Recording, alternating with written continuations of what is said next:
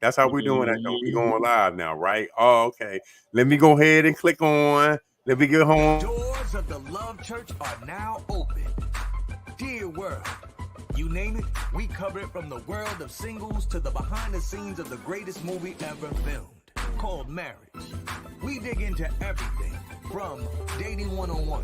Why won't they commit? It's complicated. I can't do it if it's the three of us. They're a good person, but I'm not attracted to them in that way. 2, they really didn't disclose who they were before I said I do. How do I do this if they can't keep a job?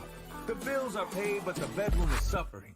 Did I marry you or did I marry your family? Because we only can take care of us. Let's open up our marriage. Why do I have to buy into your beard gang illusion? You could have told me you were down low and we could have remained friends and not married. And last but not least, did you marry me or your pastor? Have we gotten your attention yet?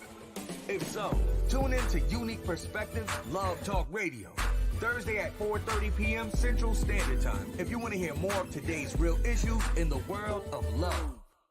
The doors of the Love Church are now open.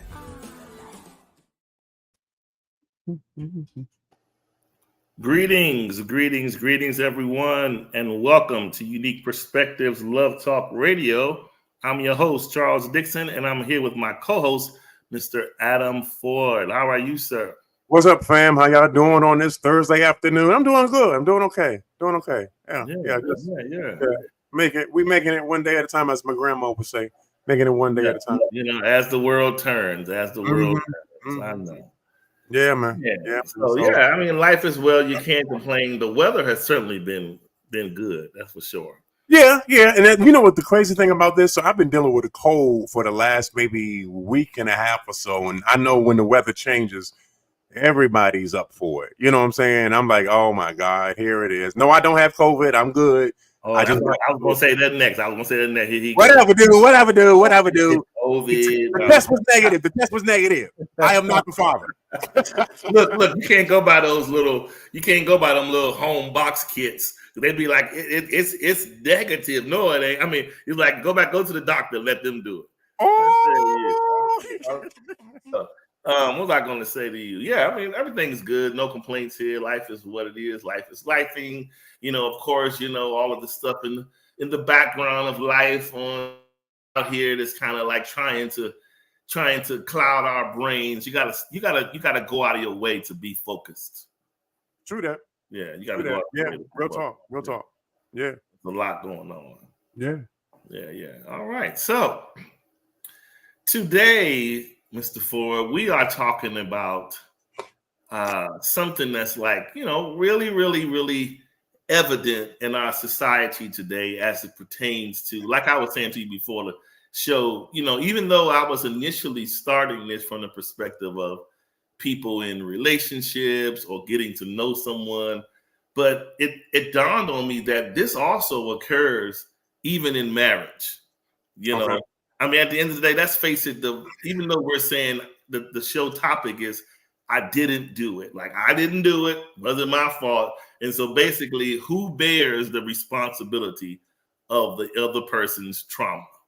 You know what I'm saying? Like, who bears the responsibility of it? And it's an age-old argument, because I've certainly, and as we get into this, you know, I can probably talk about my own stuff or whatever, but I can definitely say I remember several times in life where I may have encountered someone and started dating them, and I could tell immediately that they had an emotional chip on their shoulder, right? Mm-hmm. And I said, you know, I would be like, because, and what that had taught me from back then to now is, you know, people kind of expect you to show up and say, that's okay, let me get my gauze, my first aid kit. You know, like somebody come off the street, they're like, I got cut. You say, let me take a look at that. Let me get a kid and patch you up, right? Mm-hmm. And that's the kind of the expectation that people have when they show up, quote unquote, wounded. But the argument then becomes, yeah, I don't mind helping you with the wounds, but I didn't cause the wound. So it's important for you to know, I'm going to help you, but don't hold me responsible for the wound, right? I can help you, but I didn't cause the wound. So we have to be clear on that. Yeah, that's true. That's true. That's true. Yeah. Yeah. So yeah, we can get. I think we can have some fun with this one today. You can, if you want, you can go ahead on and do the honors of reading, and then we can go walk right on into this. Okay. All right. Well, gee, thanks for that right there. All right. So here we go. I didn't do it. I'm sorry that happened to you, but I didn't do it.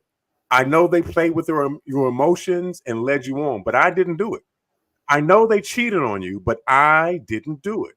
I know they promised you the world and only delivered you a 2-block radius, but I didn't do it. I know they said they wouldn't hurt you anymore, but I'm not them. Sound familiar? Today, we are surrounded by those who have been wronged and emotionally wounded in the name of love and have not recovered. Yet and still, there's a desire to get back on the train of love again, even if resentment is packed in their luggage from the things that happened before. It's sort of like a silent version of lunacy that has become the norm. So the question begs, what role should the new person play when faced with unhealed trauma from previous engagements of relationships? P.S. Life without healing is an insane existence. Indeed. Yeah. You know what? Before we dive into this, something I kind of thought about, and if we kind of just kind of peel this onion back and think of it kind of from a broad perspective, everybody, like whether we are conscious of it or not, but everybody approaches a relationship, a marriage, an engagement, whatever it is, with a bit of baggage. Yeah. And I'll tell you why. It's like we all have been affected by this trauma, whether we want to admit it or not. And the reason why I brought that point up is because most of the dispositions that we start out with came from somewhere, right? Put it like this. The person that starts out, let's just say we have a friend circle and we're discussing dating. You're going to have the friend that'll say for instance, we may ask, hey, what's going on with you and that new person? All good, man.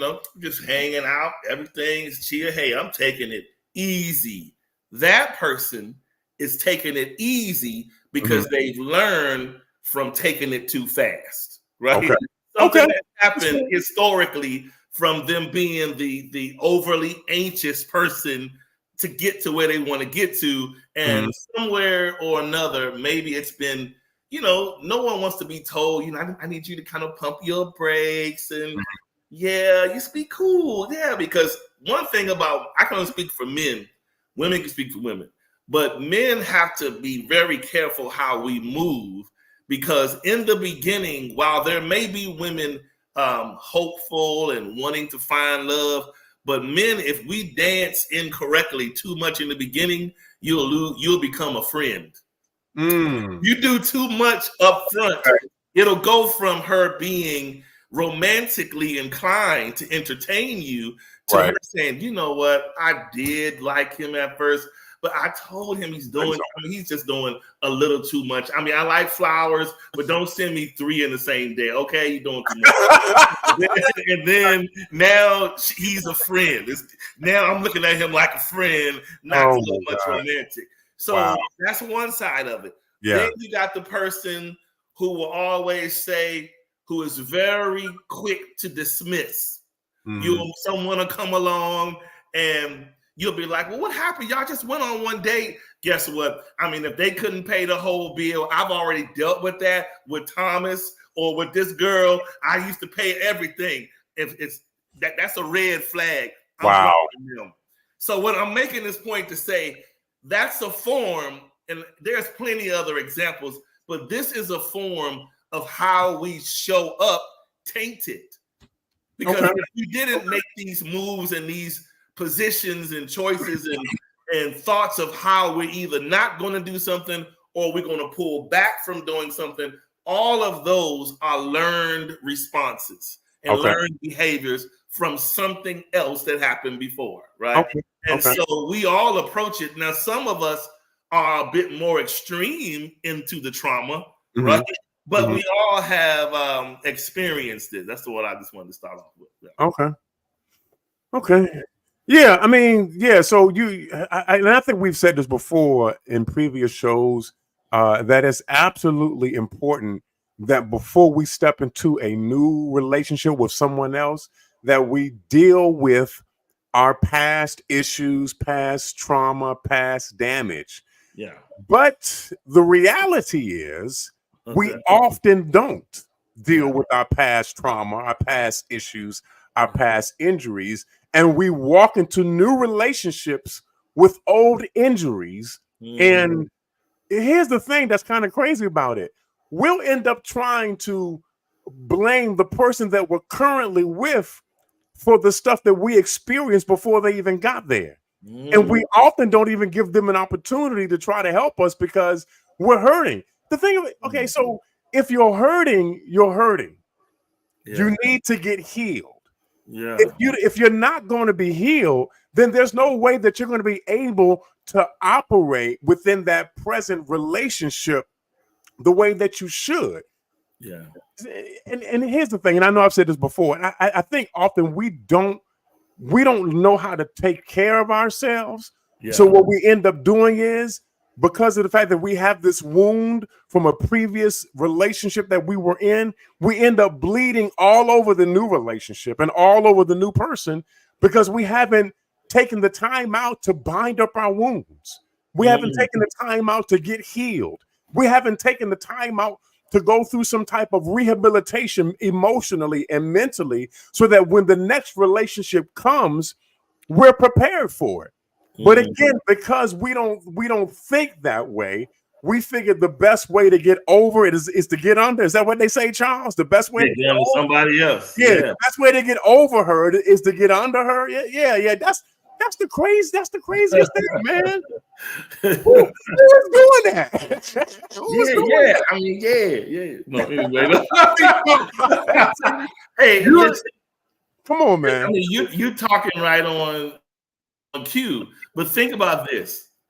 Here's the other side of it that I think we don't think about. Okay. Is even when we show up to the relationship bleeding, we have some run over issues from the other relationships Right. in the past, other marriage, whatever. Yeah.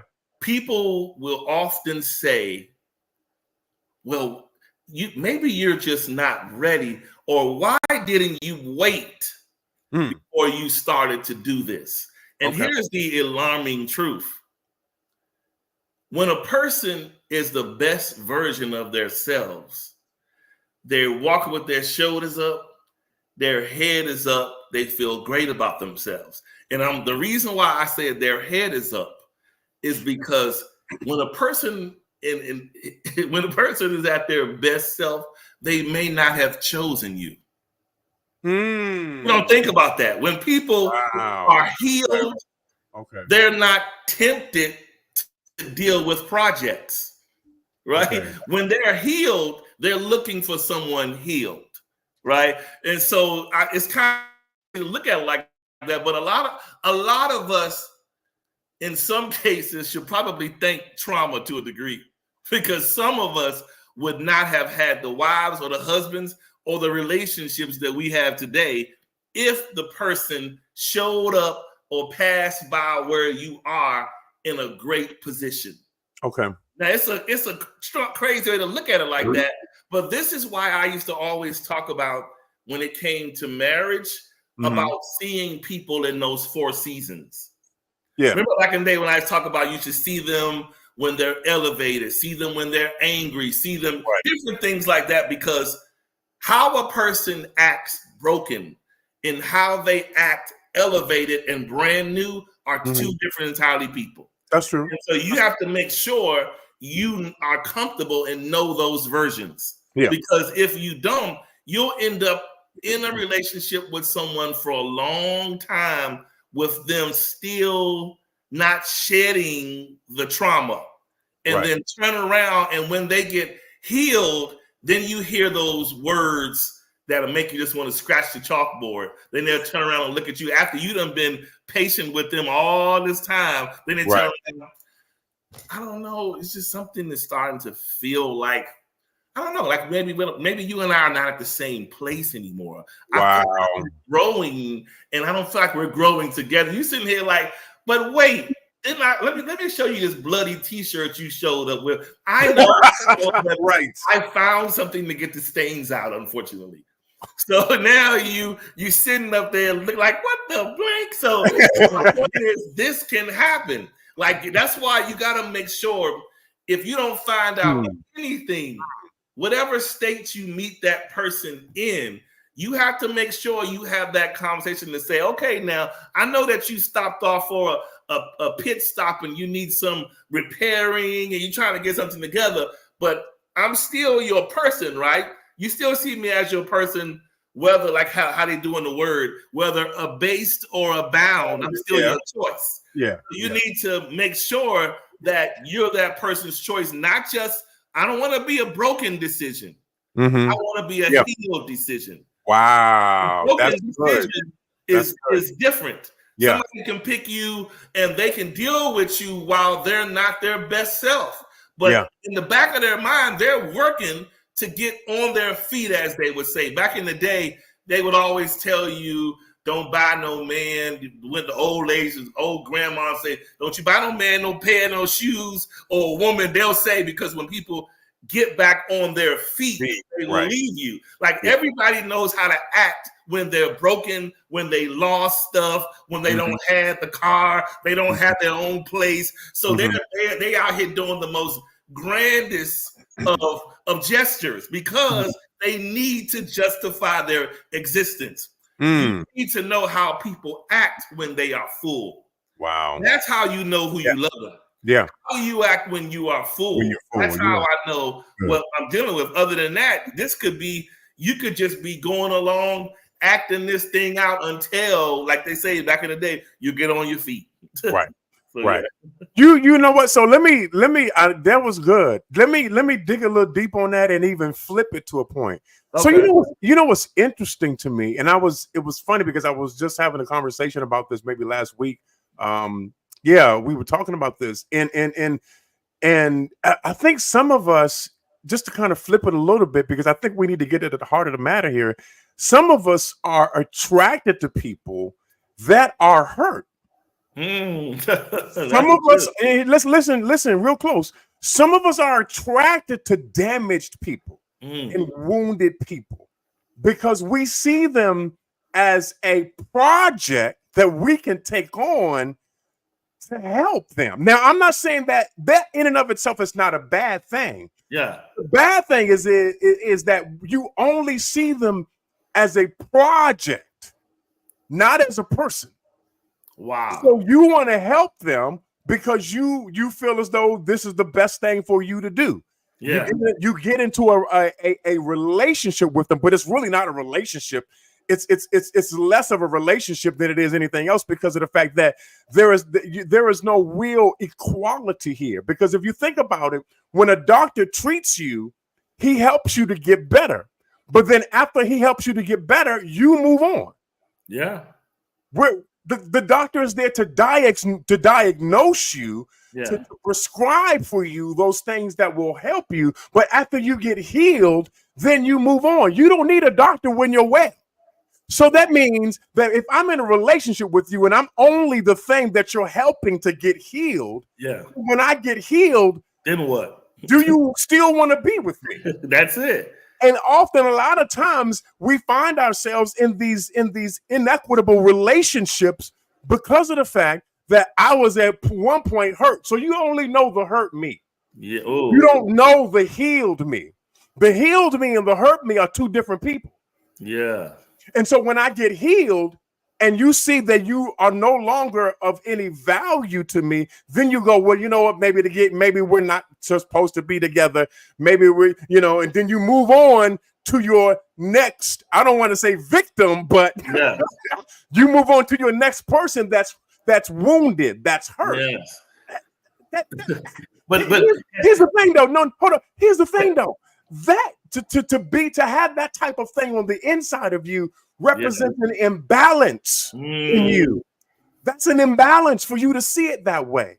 Because now you're not even trying to be in a relationship with somebody who's on the same level with you, who's supposedly as healed as you. You can only function with other people who are hurt just like you. Oh, that's good.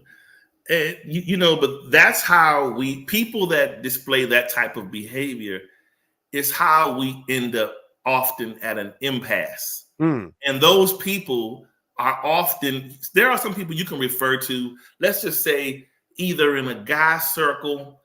Now you've heard men refer to it, and we're all grown, but they'll say, "Oh, what you doing? Playing Captain Saver?"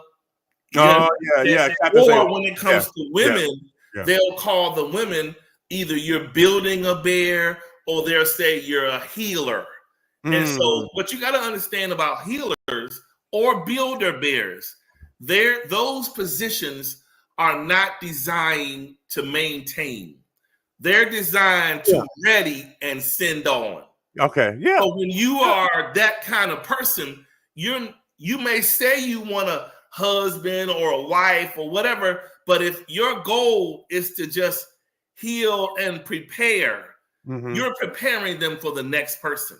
And this is why often you'll find somebody who may have came in bleeding into your hospital called you, and they're like, "Hey, this is what happened. Look, let me see that. What happened? She hurt me 3 times right here. Okay, let me heal it, right?" So when they heal it, the person they'll go through the whole boyfriend, fiance fiasco with you. Then when they get healed, then it becomes, well, yeah, I need a little bit of space. I appreciate what you did for me, but then here comes the healer. Most healers want their credit. And you run into a problem with a healer when you don't acknowledge their credit. And the credit is you try to leave a healer, and before the time they think that they shouldn't be over, oh, you know what? Give me all of that back, Adam. Give me the car back, all of this, or I can call your job and get you fired. I helped you get on your feet. Wow. Why did you help me? Did you help me to really help me, or did you help me because when I initially came to you broken, I was easy to navigate? See, this is the thing about broken people. When you meet someone broken, it doesn't take much to appear great because they're already low, right? Emotionally low. So if the more kind things you're doing and offering them, they're going to be as appreciative as ever. So that means you can maneuver, you can manipulate, you can control. And so people that enjoy that. And then next thing you know, when these things happen, quote unquote, evolve and realize, I really do like you. I really do care about you. But I wish people would be this honest, Adam. I really do like you. I appreciate everything that you've done for me. But if I'm really honest, that version you found me at is not the version that really is attracted to you. Right. So we don't say that. We just go along and then self-sabotage and leave. But the truth of the matter is, here's another ugly twist. We don't consider that when a person shows up so broken to you, like let's just say you go out, I'm using an example of a man or a woman. I'm not saying that we don't find ourselves in low places. But let's just say sometimes you go out, you at the grocery store, nice looking guy, he in there, his haircut, he's smelling good, he's doing all of this. He talks to you so gently and kind. And then when you ask him, what does he do? Well, right now, I'm kind of in between, but I'm working on some things. And then I'm trying to do this, that, and the other. And then what do people do when they hear the man or the woman talking a good 30-second elevator pitch? Well, here's my number. We can maybe talk and be friends. And then they go home and tell their friends, I met so-and-so today. I mean, they don't work, but I'm gonna see what they're talking about just a little bit. I'll give them a little time. And then what happens? You don't realize that any person that is struggling, their first thought is, this person is not going to deal with me, because to be honest, if I'm honest with myself, I'm not in position to be dealt with. Right. I'm saying that to say they go into it not respecting you. Wow. You're thinking that you're doing a grand gesture and they need you, but in their mind, they're saying, how desperate are you to take me out of the grocery store, not even working? Wow. Basically. So you got to look at this thing like that. And so we got to always remember, in all that we do, you got to always, this isn't being emotionally prejudiced, but you got to always stand on your standards. Yeah. And when you feel those standards are challenging you below sub-zero, you better check it, get it together. Because before you know it, you'll be in a bad position. Yeah. Yeah, for sure. Yeah, that's good. I mean, it's like, this thing is so this thing is deep. I mean, when you really think about it, the fact that, some of us are only attracted to people who are hurt and damaged because for whatever reasons, that makes us feel whole as a person. That's so whack. That's so crazy. And here's the thing though. So if I'm the person who always wants to help somebody else out, and then I help them out, you got to think about it like this.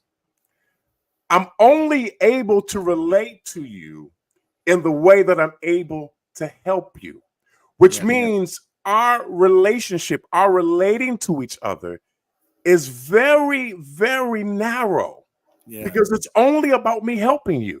Yeah. It's only about me propping you up. It's only about me giving you a crutch that you can lean on. So, like I said, when you do get healed and you do get whole and you're able to get back on your feet, your emotions are back in the place where they're supposed to be. Your mind is now where it's supposed to be. When you get yourself together once and for all, then that person doesn't know how to relate to you now. Yeah, because that stream of relationship where they were only just helping you is gone now. They don't know how to relate to a person that is whole because all they've ever known is trying to help somebody and somebody else who was damaged. Now, let me say this. Let me just pin this in here real quick. We are not saying that it's wrong to help somebody else out, to get them healed, to get them whole, to help them get back on their feet for whatever reasons. We're not saying that is wrong, because I really honestly believe that that's when you're going to get your healing from. That's where you're going to get your help from. People are going to come and they're going to help you. They're going to want to help you. So absolutely receive the help that you need to receive. Some of us don't know how to ask for help. Yeah. That's another show right there. That's a whole other show. But the problem comes in at is where there is an absolute disproportionate level of people who just want to try to heal you. Because here's the thing: if I'm the one that heals you and the one that kind of brings you some level of wholeness, and there's a dark side to this as well. Yeah. Then that means I have a certain degree of control over you. Yeah. Ooh. I have a certain degree of manipulation. I can manipulate you now. You owe me. Right. You owe me because I'm helping you to get whole. And again, this is the only way some of us know how to relate, because it was done to us. Yeah. We were the one that was injured. We were the ones that were bruised. We were the ones that were wounded. And whoever came along to heal us and to help us. But as a result of that, the healing stopped at some point. And now they're starting to exploit us. They're starting to manipulate us because they just want control over us. Yeah. You know what I'm saying? And so you got to be, and honestly, you really have to be selective who you choose in this life. Wow. Who you decide to be with. Because some of us don't have the best motives. Some of us don't have the best reasons why we do what we do, because we feel as though, I'm going to help this person. I'm going to take this person on as a project. And we never see them as actual people. Yeah. Bruce brought up a good point to tackle into. He says most of us are in survival mode. How do we cover that? Wow. We cover that with first being authentic with ourselves. Yeah. Because if you are in survival, depending on, like we all seen the show Survivor, right? There are some of them that we saw could make a whole lot of change out of that $1. They know how to make things stretch. They can make things work. And you got to be honest with yourself to say, how do I flow in survival mode? And if the truth is, I'm bad at juggling not only myself, but handling another person in the equation. Right. And if the answer is that, then we got to be unselfish and back out, right? We can't call ourselves one our cake and eat it too when we don't have the capacity to do it. And so the flip side to this is it's a two-pronged thing. You got the question coming from Bruce's side of saying, how do we cover it? And if we're in survival mode, it's also up to the other person to notice that you're in survival. And if you say to yourself, you know, I really rock with Bruce. I know he's doing what he's doing. I know he's trying to regain his business or whatever. I'm gonna be patient because he's a good dude. Either you're gonna take that position, but you can't see Bruce's honesty and then turn around and rush him to get to home base because you feel as though this is what I signed up for, and whether he's broken or not, I need him to get here right now. Because you're not being honest. I always use this one thing. Like I always talk about, I like my yellow cake with chocolate icing. But I would prefer it stay in the oven until it's done. Yes. Like I don't need it to come out with crumbs and flakes and it's all tasting like Captain Crunch because it's not ready. Right? If I see something coming through the oven, you ever notice how when you're in those pizzerias, you see the one that got those brick ovens? Yeah. You see them take that thing, set it in there. It's prepared, but it's not ready. When you start to see it develop and heat up and being like, oh, this is gonna be good when it get out. Right. We've lost that patience. Yeah. We don't have that patience anymore to believe in what's in front of us because we have so many distractions around us. We're thinking, I can see the brick oven and I see the cake in there, but this bakery right here already got them on the shelf. So I think I'm gonna go over there and take them. And then we go somewhere else and we get the other cake, but it's not the quality of that cake. It's just cake. But because that one was ready to move into what we wanted to move in that moment, we took it. And that's what we do mostly out here nowadays. We rush and we rush and we rush because a lot of us are in a rush to nowhere. Right. We ourselves are broken and damaged. But all we do know is however state I'm in, I want to end up over there. Right. Well, guess what? The best way to get over there and remain over there is holistic, which brings us to the biggest issue of the day. The reason so many of us remain at an emotionally subterranean level is because wholeness and someone who is living in their purpose and is confident of their healing, that is the most intimidating partner to be with. That's we too insecure. See, dealing with a healed whole person calls you to accountability. Okay. It causes you to all the little foolishness and all of the stuff that you left in the balance that you are not completing, the behaviors that you're not mastering and doing better at. A whole person is going to call you to a higher place. And that's not where many of us want to perform. I didn't get in this relationship to look at you eye to eye. I need you to go down so you can look up at me as the healer. I'm the healer. So you go down there and look at me as I'm doing good and doing all the nice things and asking you what you need and all that. Because when you grow above me to look at me eye to eye, I can't handle that. I prefer you stay broken. Wow. That's what we like.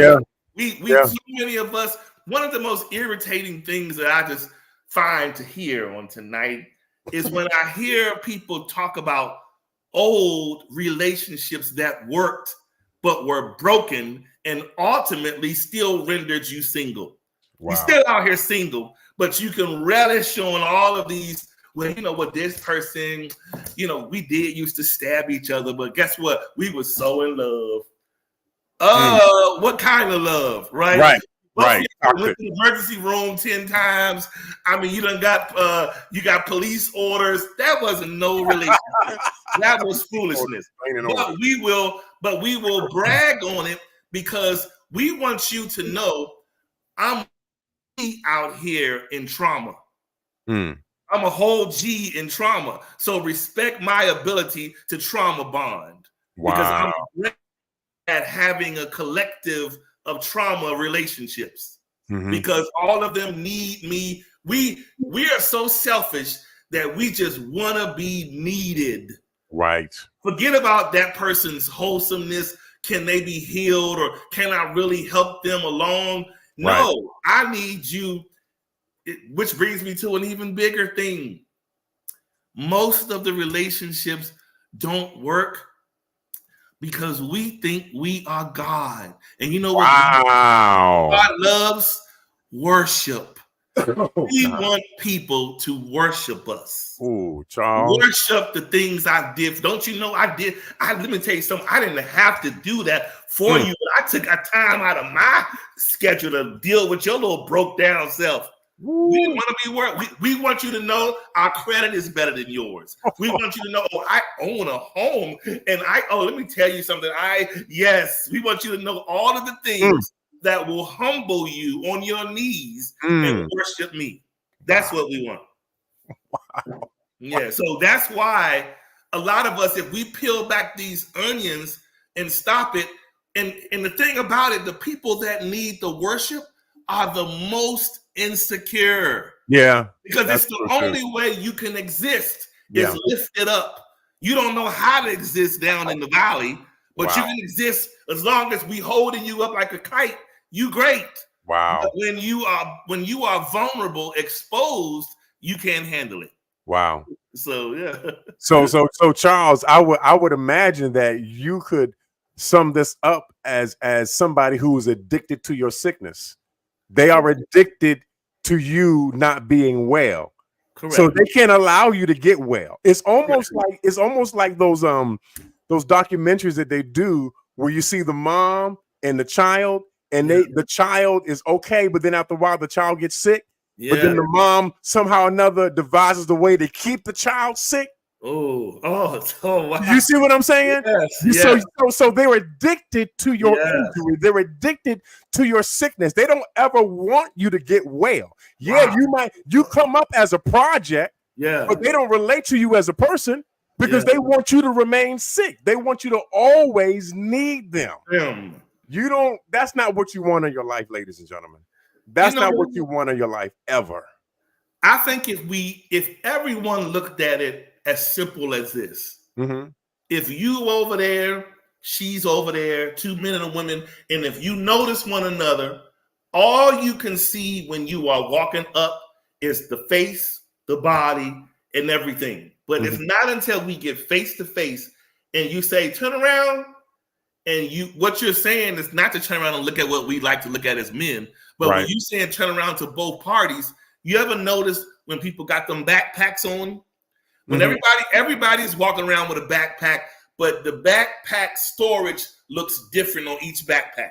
Some of them is like, I see some of them guys, I'm like, I be wanting to ask them, are you going camping? You in society with this big old camping backpack. And then you got some people that just have it on there for style. Don't look like much in there but a piece of paper. So the point is, everybody needs to approach a relationship responsible for the contents that they brought. Yeah. You came with this in your backpack. Yeah. I came with this. Yeah. Now, granted, this is not to say I can't help you or you can't help me. Right. But it's important to establish I'm not responsible for what's in there. Yeah. But I am willing to help you discard of the contents. Yeah. Right. Don't try to flip in this whole painful discarding, because when we're getting rid of something, it's people don't want to hear it. They don't want you to touch. They almost say, wait, I got my own bag. Hold on. Right.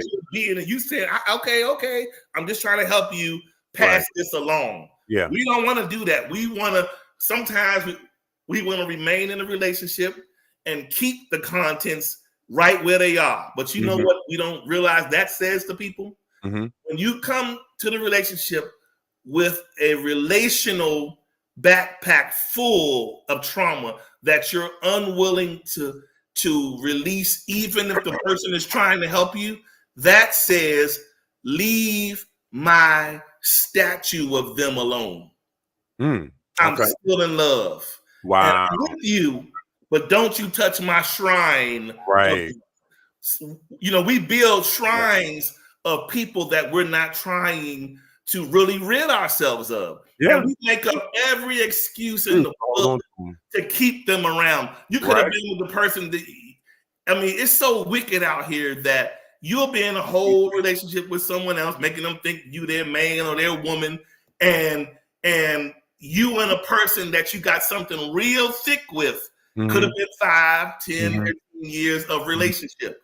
Well, y'all in those kind of relationships, you can master distance. Sometimes I cannot talk to you for 6 months or a year, but we're so thick that if I called you and said, hey, come take this flight, you crazy, you get my ticket and you out on the plane. Some relationships are like that. Yeah, that's true. So, but that's dangerous to the person who's taking you serious. Right. The other person is taking you serious, but you are holding on to this person in your backpack because honestly, in your heart, you're moving on because the person is probably not, something is happening to keep you from really being there. So but as a result, you like, well, if I can't have Bruce like I want him, I still love him, so I'm gonna put him in my backpack and don't y'all touch it. Wow. And for the existence of that relationship, this is how we end up at the altar with a ton of intimate secrets.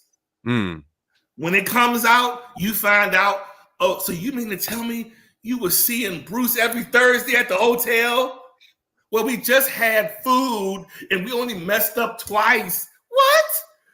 Why is Bruce even still alive in this equation? Right. You kept him or her in the backpack.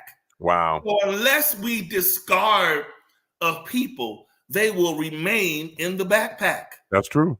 We gotta be honest with that. And so you gotta say, when I show up to somebody, I would rather you tell me, look, I just need how sometimes in those old Westerns, you'll see the men come out of a gunfight, and when they go to the next town, let's go. I need a room for the night. They want to go and rest up, right? They want to rest up, nurse their wounds, and all of that. Right. But that's what we need to say to people. You show up, I'm still in love with this joker over here. Get on my nerves. Yeah. I don't want to be alone though. And I do want some good food. I want to eat. I do like some intimacy. But my heart is with them, just to be clear. Yeah. I want to be here, but my heart is still with them. Yeah. Don't tell people, oh, I'm good. I am single. No, you not. Yeah. You are a text or a phone call away from connecting back with that person. Yeah. But you're being selfish because you don't want to be alone, or you just want someone to claim you. You're willing to bring your backpack, and you'll have that whole backpack in the house full of artifacts from the old person. This is disrespectful. It's so crazy, man. On a major level, but yeah, that's true, man. So real quick, let me do some prescription. We've kind of diagnosed what the issue is. Let me do some prescription for us in terms of dealing with this reality. And that is the fact that, okay, yes, we all need healing. We all need to be made whole from previous experiences and relationships that we have had. Because the reality is, when you have severed that relationship, you're severing a part of yourself. And whenever you think about it, if you've ever been through surgery or even something that was removed from you, an amputation, you have to go through a process of rehabilitation because you can't function the way you did before. Because the way you did before, you had what you had. But now that thing has been removed from you, now that relationship has been severed and disconnected, you need to go through some emotional and mental and even, dare I say, spiritual rehabilitation so that you can get healed and get whole for the next relationship that's coming in your life. And I know I've shared this before, and I'll continue to share this. One of the things that I was encouraged and strongly encouraged to do by my father in the Lord was after my divorce, after my relationship had ended with my previous wife, he recommended very strongly that I go to seek therapy. Yeah. That I go get some professional counseling. Now, I'm not saying that we should do that for every relationship, but depending on the deepness of that relationship, how long that relationship lasted will determine how deep that thing cut us in order to disconnect us from it. Yeah. And so you have to recognize, here, Charles, we have to recognize that we have been hurt. Yes. A lot of us don't do that. Yeah. A lot of us don't really admit to ourselves, okay, it's over. I got hurt in the process of that. A lot of us want to get up, dust ourselves off, and keep moving to the next thing. But you need to take time and realize that you got hurt. Yeah. That was a damaging thing that happened to you. Yeah. You got they I don't want to say shanked you, but you got cut. You are bleeding. You're bleeding. You're not even walking right. You're walking around here limping. Yeah. Okay. You need to deal with your injuries. You need to get healed. Call the EMS, call the fire department, call somebody so that you can get healed. Wow. So here's the thing. The reason why you keep ending up in relationships where people keep treating you like projects is because you're not healed. Yeah. Your blood is drawing in people who want to take advantage of you, who want to manipulate you because they see that you're hurt. And the easiest person to take advantage of is a person that's already hurt. Kick a good man while he's down? Absolutely, because he's down. He's down. What is he going to do? And so you really need to take the time out for your own self. Get some therapy, get some counseling, deal with some of these past trauma that you've had experienced in your life so that you don't carry this past trauma into new relationships.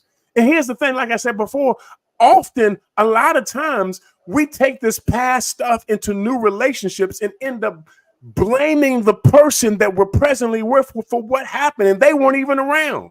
Yeah. We're dealing with the ghost and the artifacts of past relationships that we had nothing to do with. Yeah. We get blamed for stuff that didn't even happen because we weren't there. When are you gonna take the time out to fix you? That's all I'm saying. When you and here's my last thing, and I ain't gonna say nothing else after this. A lot of us who walked into relationships and we were still hurt from the previous ones. Yeah. The reality was, Charles, that we were not ready. Oh, okay. We weren't ready. Bottom line, yeah. We were not ready. And just to go back to that analogy of the cake in the oven, nobody wants a raw cake. Nobody wants anything that's raw or undone. Yeah. You know what I'm saying? Because you take that cake out and it's not ready. It's gooey in the middle. Yeah. It's liquidy in the middle. It's not the way it's supposed to be in the middle. So you're acting prematurely. Let's put it like that. You're acting prematurely. Yeah. And so when you get into a relationship prematurely, you are bound to act immaturely. You're not even ready for this relationship. Yeah. You know what I'm saying? You're acting out of time, and now you're acting immaturely. So when are you going to take the time out to actually grow up, get healed, and become a mature man and woman like you're supposed to be?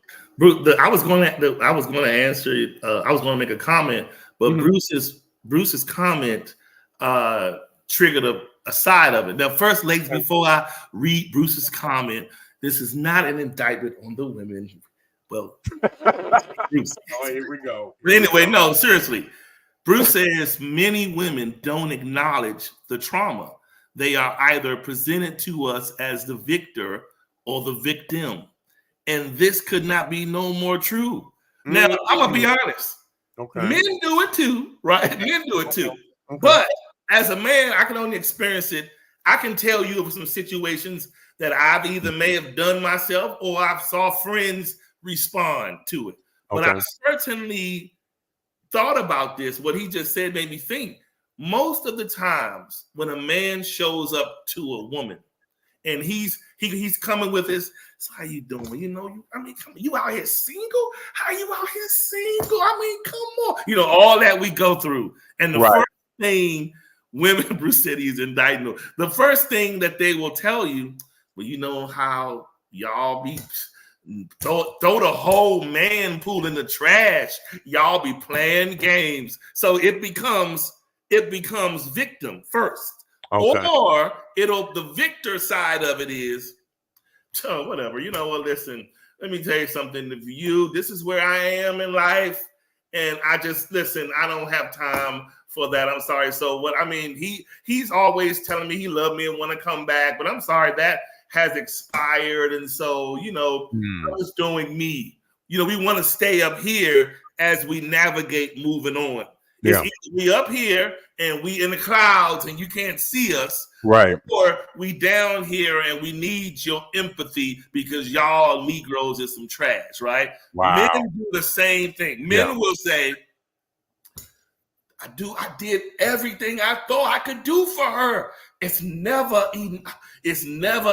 Now, the point he's not mentioning is the woman could have said to him, I understand that you're doing these things. I appreciate it.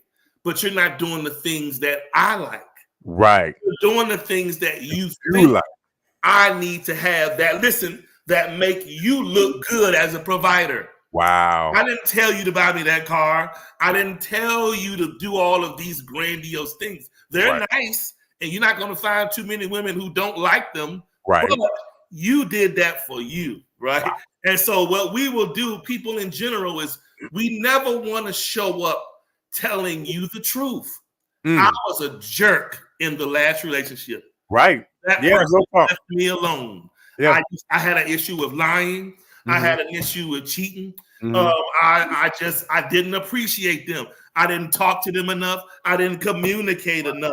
We weren't even intimate enough. Wow. So the relationship grew stale. That's why I'm at your front door.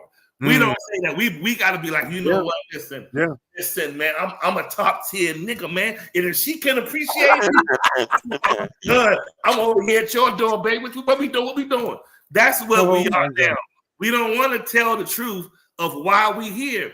Do you know the level of women in the world and men that have desecrated their partners through infidelity? Wow. Men have done it. Women have. We've done some dirty things to our partners. Real talk.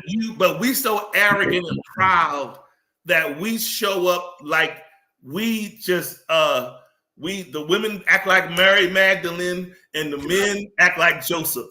They show up like they haven't done nothing and got some scantily clad past. Yeah. Because they came out of one bad marriage, one bad relationship, whatever. Right. All of a sudden, woe is me. I can't do all of this. I didn't sign up to not be married. I didn't all these excuses. But you're not telling what you did. What you did in the marriage. Yeah, real talk. You did some triggering things that brought that person to the resolve of being done. Well, some of us are abusive. Right. That's right. We know men will knock you upside the head, but so will some women. Some women will straight up swing on you, not even with a warning.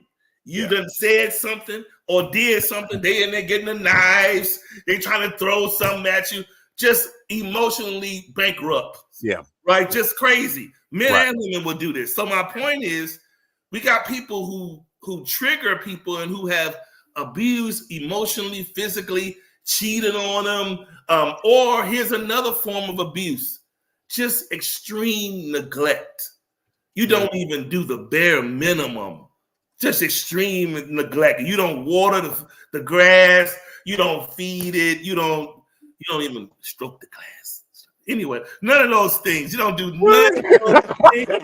So when you do all of those stuff like that, you don't get nothing left. Yeah. So, what I will say I've learned in life, people will tell you what they need. Men tell women what they need. Women tell men what they need. Right. We just choose to listen to the wrong things. That's true. Because people are telling you what they need and what they like. Because I know for a fact throughout life, I always tell you what I like, what I want. Are you you said somebody ain't doing that. Well, hey, it's what I like. Okay. I told you. But my point is, you got to understand, am I delivering on what my person wants? Yeah. Real talk. About you just being any old thing just because I said I want something. We're not talking about being a brat. I'm talking about maintenance from one to the other.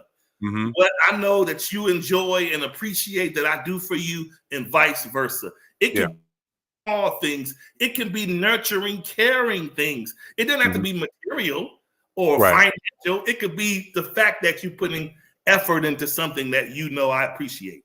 Yeah, that's all. Yeah. You know what? Let me just piggyback off that, and it's something that you said in regards to owning what you've done in previous relationships, and I find that we don't often readily do that. And I think that's one of the conversations that should be at least, it's not the first conversation, but it is among those. It's among those first conversations that we have with who we're with. Because I believe so. This is twofold. It's not only about me owning what I have done. It's also owning what has been done to me. So I'm not just talking about what I did, because I did do some things, and that's one of the things that that the counselor really confronted me on, was the fact that this marriage dissolved, it ended. What was your part in this? Because you obviously have some culpability in this. It wasn't just her, and that was the truth of the matter. We both had a part to play in this, in terms of why it no longer exists as it should.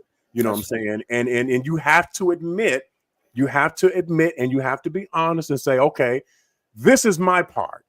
This is what I did not do. Okay. And you have to admit that. And I really believe that it's not just important that you talk about that with counselors and professional therapists, but as much as you are able to admit to the person that you're with, that you're in relationship with, okay, you know what, babe, I have a problem with this particular thing. And to really admit that thing and say, hey, this is what sometimes injures me. This is what damages me. Yeah. This is the thing that I'm vulnerable to. This is the thing that hurts me, and then again, to flip it on the other side, to also say, these are the things that I've done. Yeah.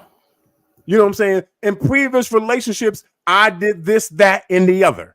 Yeah. And I think a lot of times we can easily talk about the things as to what has happened to us. Yeah. We find it difficult to talk about the things that we have done. But we contribute others. Yes. In other relationships. And again, because that gives the person a full view as to who you are as a person. None of us are perfect. We all make mistakes. We all bungle some things. We all fall. We all trip. We all do some things. We all have our moments. Yeah. But it takes a person of integrity or a person of maturity to be able to say, I did that. Yeah. And I'm not proud of that. I acted that way. And I'm not proud of that. I conducted myself in a manner that was beneath me, and I'm not proud of that. Wow. You know what I'm saying? To be honest about that thing and really say, hey, I'm no longer going to contribute to people being injured and damaged. I'm going to change in terms of how I conduct myself. Like not on my watch, basically. Right. Yeah. Absolutely. And so what I'll run through really quickly, I'm gonna run through this really quickly, is basically, this is just an example, and I posted some things into the chat, but there are several ways to deal with trauma from past relationships, including talking about it. Mm-hmm. Talking with a therapist or loved ones can help you process your emotions and learn to trust people again. Yeah. Number 2, practicing self-care. Engage in activities that make you feel relaxed and joyful, such as exercise, meditation, or spending time in nature. Number 3, it's only 2 more after that. Try counseling. There are several types of counseling that can help with relationship trauma, including cognitive behavioral therapy, CBT, eye movement desensitization, and reprocessing. It's called EMDR, and trauma-focused cognitive behavior therapy. 2 more, practicing mindfulness. Mindfulness therapy can help you break free from the emotional and cognitive reactions that cause you to relive the trauma. And lastly, journaling. Writing in a journal can help you release your emotions without ruminating. Relationship trauma can only be caused by abusive behaviors such as emotional, physical, or sexual abuse. Signs of relationship trauma include trust issues, flashbacks, nightmares, and feelings of fear, shame, anger, guilt, or suspicion. On tonight. Yes, but I'm telling you, we owe it to ourselves. Yeah. Not only to show up better to our relationships, but even wake up in the ones that are already pre-existing. Wake up and realize, all of this time, all of these years, I really haven't been fair, nor have I been presenting my best self. Right. I've been presenting my selfish self. Wow. Putting me first. Yeah. And not worrying about this person has been with me when I haven't allowed them to even, let's just say at the hospital room when surgery come on, and the people to be like, oh, you can't come in here. Then there's how you gonna tell the husband or the fiance they can't come in, right? Right. And come in. So that's the equivalent when we are hurt, but we don't want to let the person in the room because we're not ready to conduct the surgery. Right. To remove it. So we gotta be honest and just be like, hey, listen, I gotta, because a lot of us out here with attitude problems, just so quick to be dismissive and angry because we are mad because we got tricked, duped, hurt, played. Right. It's unfortunate and it is sad. Yeah. But it is not the next person's fault. Right. The person didn't do it. I did not do it. It's not fair to shower me with so much abuse because of how you feel. If you don't think you can stop it, then perhaps you don't need to be doing it. Wow. Without the relationship. Okay. If you can't stop it, then tell the person, yeah, you know what? I really need to work on me. I'm sorry. Yeah. You don't deserve this. Yeah, real talk. But nobody deserves a shower of just irritation 24/7. Yeah. You know what I'm saying? Yeah. Real talk. That's good. Yeah. That's real good. So we appreciate you guys tuning in on tonight to Unique Perspectives Love Talk Radio, where we talked about I didn't do it. Who bears the cost of trauma? So basically, we hope you guys got something out of it because we're all, whether we want to admit it or not, we're all dealing with some sort of predisposed trauma. It's just showing up different in different people. But you know what it is that you got, what you're dealing with. You know how you either are treating the person or not doing as good by the person because of said drama. Right. So it's not fair to enter into anything that you can't give 100 or beyond. Yeah. And if you find yourself in a situation where you can't, at least be honest and talk about it and say, I love this about you. I really want to be here. But I will be honest. You see right here, I'm a little maimed. Right. You don't mind I'm going to walk through this and get this together. And I'm working on it. But I am maimed. I just want to be clear, but at least say it. You know what I'm saying? And go from there. You know what I'm saying? That's all. Real talk. Real talk. All right. Well, much love to y'all. And now we're going to get off the show now, but it's time to tear down everything we just said. Pretty much. This is what's about to happen, guys. This is what you pay for. Now I'm going to talk about I didn't do it for real. Now bye.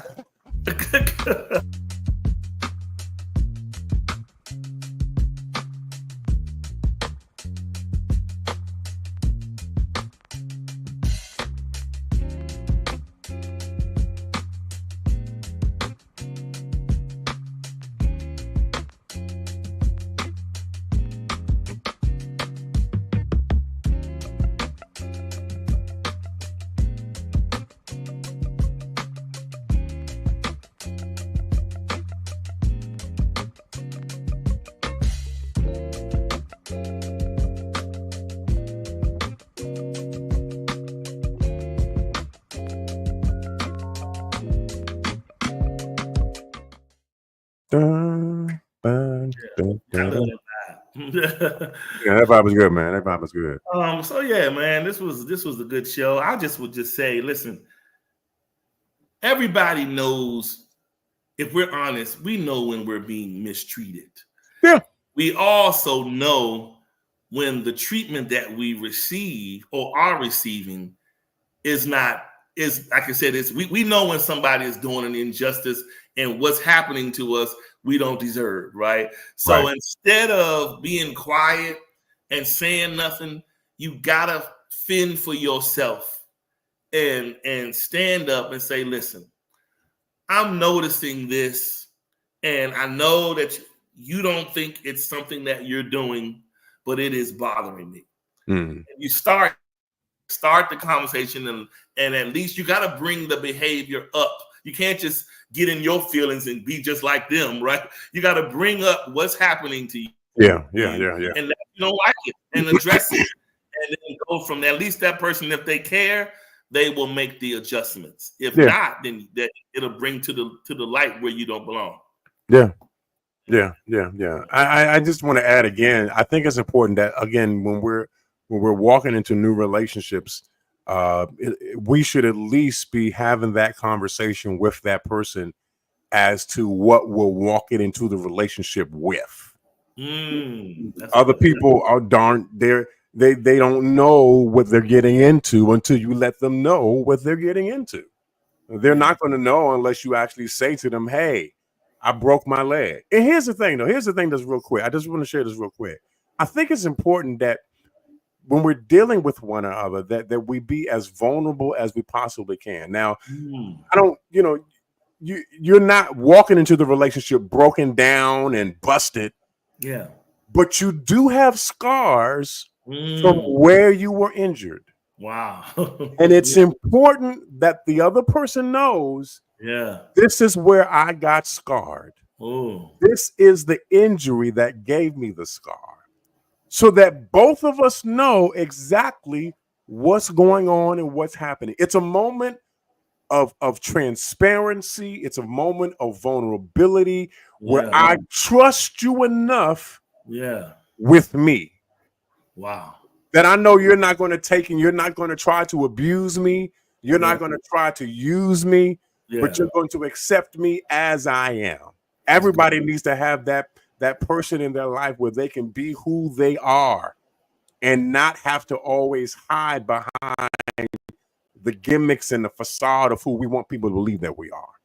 Wow. And lastly, here is the thing about being wounded.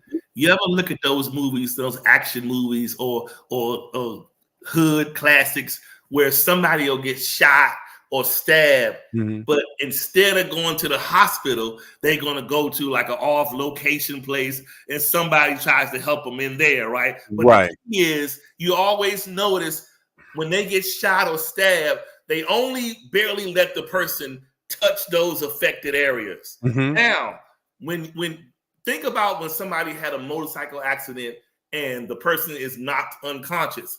When they're taken to the hospital just doesn't focus on where they see bleeding on the leg. Right. The hospital rotates your entire body to discover any injuries. Any injuries. That's so right. The point I'm making is if you're showing up to the relationship and you're surrendering yourself to the other person, allow them the ability to examine. Right. Or go down the street and let them treat the wound, at the little chop shop and go. But if you're going into real relationship, you have to allow the person the fairness to be. If you're going to, now this is, of course, if you're admitting you're wounded. Right. If you're admitting you're wounded. Right. Let the person in on the full examination. Right. Don't just show them the one part, because 9 times out of 10, you got more scars than that. That's all. True that. Wow. And hey, says, and yes, taking responsibility. Your own triggers, That's the truth. Yeah, real talk. We like to deflect and blame. We do. We'll have our own triggers and then say, Adam, I told you, why did you take me on the street? You'd be like, I'm confused. The restaurant is over there. Yes, but I told you Kevin live in those towers. Well, I did not know this, okay? I can't. Oh, God. But you mad because I brought you on the street where the ex-Negro live. That ain't my problem. Right. But those are the things that we do. We'll get mad because you done said something that reminded them or brought them somewhere. That now the whole thing is your fault. Right. The whole thing is your fault now. That's a trip, man. man. Hey, fam, real quick. Make sure that you share this show with your friends and your family. Yes. Definitely make sure that you like it and share it. We're trying to build this as much as we possibly can. And so if you share it, we know that other people also will benefit from this conversation as well. Absolutely. Be unselfish and help other people. If you think it's good, 9 times out of 10, someone else will get something out of it as well. Shout out to Bruce. Bruce gets the honorable mention. Bruce. I know other people share it sometimes, but Bruce is rather consistent in keeping us in the forefront. So much love to you, sir. Appreciate it. Cool. Anyway, next week, y'all, Unique Perspectives Love Talk Radio as usual, Thursdays at 4:30 p.m. Central Standard Time. Same time, same channel. Yep. Much love to y'all. See you later. All right. Peace.